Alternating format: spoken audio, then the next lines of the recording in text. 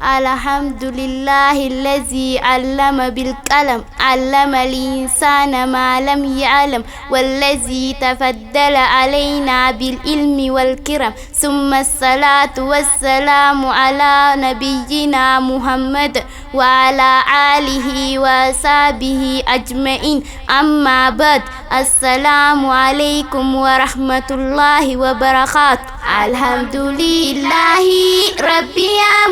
amuhini khanui tasifte minalil imani dingkan ke baracu nutin jabe isini dingkan ke baracu nutin jabe isini bismillahi janne kopi jerka bena maka sada hudan baraka arkana alhamdulillahi isuma farfana farusatanani ziyada arkana farusatanani ziyada arkana assalatu wassalamu ala nabiyina lenca faking kamne goti camina lenca faking kamne goti camina wala ali sumatabina rahmatar rabbusi anta ya moilana rahmatar rabbusi anta ya moilana alhamdulillahi rabbi amuhini khanui tasifte minalil imani dingkan ke baracu nutin jabe isini dingkan ke baracu nutin jabe isini Assalamualaikum ikhwani wamicaka baju kanu fargamtani galatoma janna baganuf duftani galatoma janna baganuf duftani amaji senna kara kopi dati kopintenya arra wahe barnotati dir rabbi baracu dir kamanurati atinu gargari ya rabbi ya moti atinu gargari ya rabbi ya moti alhamdulillahi rabbi amuhini khanui tasifte minalil imani dingkan ke baracu nutin jabe isini dingkan ke baracu nutin jabe isini Ayo dafi abung kahabarannu dirafi dalani tikagutan jennu dirabi baracuf tokumana khanu madahara shida bakayuta damu madahara shida bakayuta damu putani karomna dirabi barande halkani fi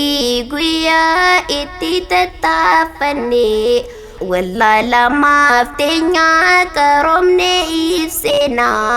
karomina jechun yonif dimbarane karomina jechun yonif dimbarane alhamdulillahi rabbi amuhini khanui tasifte minalil imani dingkan ke baracu nutin jabe isini dingkan ke baracu nutin jabe isini namni dimbarate sadarkan sagudda Qur'anan dubata khunur binguddan wa walin kita tu bikhafi wallalan walihin kita tu bikhafi wallalan shayni khenya gara baryoni fi beite garisi fi kufu yoni di baulte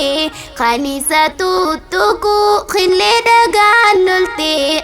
dagalulte sayum najabati khille dagalulte sayum najabati alhamdulillahi rabbi amuhini khanui tasifte minalil imani dingkan ke baracu nutin jabe isini dingkan ke baracu nutin jabe isini Sheikh Jamal Abdullah ji'a jechi qeessa bikka deemu hunda ifaati qaamsiisa dhiiraa fi dubartiin karaa wal kaakaasa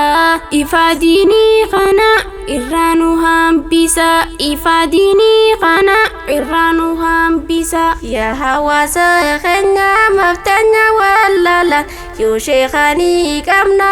Sheikh Jamal Abdullah bara ilmiidha kan keessa fi ala baadhirra teenye dhiibachuumaaf yalla baadhirra teenye dhiibachuumaaf yalla alhamdulillahi rabbi amuhini khanui taasifte minaalil imaanii dinkan kee baarachu nuttiin jabeeysini dinkan kee baarachu nuttiin jabeeysini sheeka keenya nuti baay'ee si jaalanna rakkoo teessan hundaas si wajjin qoodanna adawwii teessanii fuuldura dhaabbanna wallaahi billaahi baay'ee si jaalanna wallaahi billaahi baay'ee si jaalanna yaa rabbi yaa jabaa mootii humaan dhabne namatti nu qabi waan nuti dubbanne akka irraa gammannu